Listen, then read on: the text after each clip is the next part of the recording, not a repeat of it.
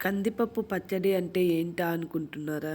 పుదీనా పచ్చడి చేస్తాం కదా! అలాగే కొత్తిమీర, కందిపప్పు, మినపపప్పు వేసి చేశాను. చాలా చాలా చాలా బాగుంది. ఒక టమోటా పండు కూడా వేశాను. చాలా టేస్టీగా భలే అనిపించింది.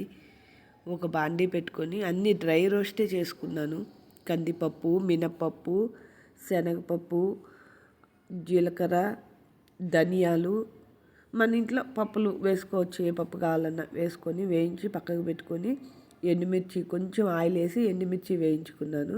అందులోనే టమోటా, వెల్లుల్లిపాయ, టమోటాలు వేసేసాను, వెల్లుల్లిపాయలు కూడా వేసేసాను. ఊరికే కొద్దిగా అట్లా వేగనిచ్చి తీసేసి మిక్సీలో వేసుకోవచ్చు.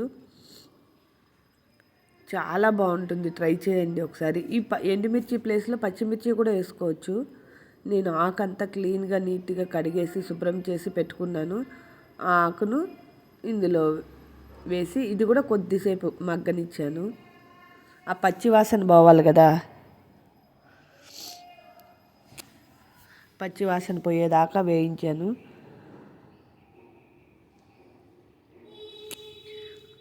పచ్చివాసన పోయేదాకా వేయించాక అంతా కలిపి మిక్సీకి వేసాను.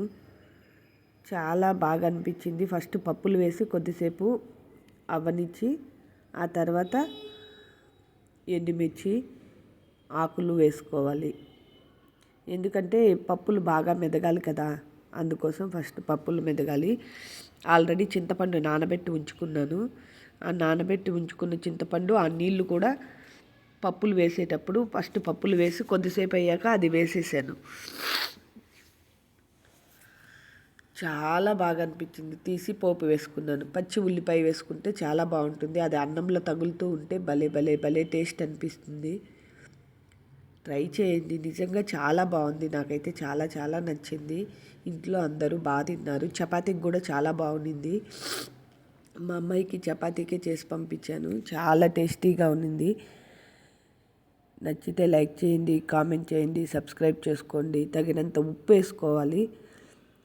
ఉప్పు చెప్పలేదు కదా అని ఉప్పు వేసుకోము అనడానికి లేదు. మనకు కావాల్సినంత ఉప్పు, కారం మనమే వేసుకోవాలి. అది మనం ఎంత తినగలం. కొందరైతే కారం ఎక్కువ కావాలి, కొందరికేమో కారం తక్కువ కావాలి.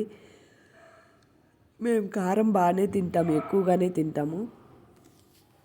ఆ తర్వాత అదే అన్నీ తీసేసి అదే బాండిల్లో కొంచెం ఆయిల్ వేసేసి పోపు వేసేసుకొని ఉల్లిపాయ ఊరికే జస్ట్ అట్లా మగ్గనిస్తే చాలు. కరివేపాకు, పసుపు వేసేసి కొద్దిసేపు ఇది అవనిచ్చి పోపు ఆపేసి ఈ మిక్సీకి వేసుకున్నదంతా ఎత్తి ఇందులో వేసేయాలి. అంతే. వేసేసి వేడి వేడి అన్నం కానీ సంగట్లో కానీ తింటూ ఉంటే చాలా టేస్టీగా ఉంటుంది. ట్రై చేయండి ఒకసారి, నిజంగా చాలా బాగుంటుంది. ఇంకా మనం పెరుగన్నం కలుపుకుంటాం కదా, పెరుగన్నంలో సైడ్గా పెట్టుకొని పచ్చడిలాగా నంచుకొని తిన్నా కూడా భలే ఉంటుంది. విలేజ్లో అయితే సద్ది తాగుతారు, ఆ సద్దికి ఇది నంచుకొని తింటారు. చాలా బాగుంటుంది. ట్రై చేయండి మీరు కూడా. నచ్చితే లైక్ చేయండి, కామెంట్ చేయండి, షేర్ చేయండి. మీరు ఎలా పచ్చడి చేస్తారో చెప్పండి. మొత్తానికి ఇలా వచ్చింది పచ్చడి. Okay friends, bye bye bye bye bye bye.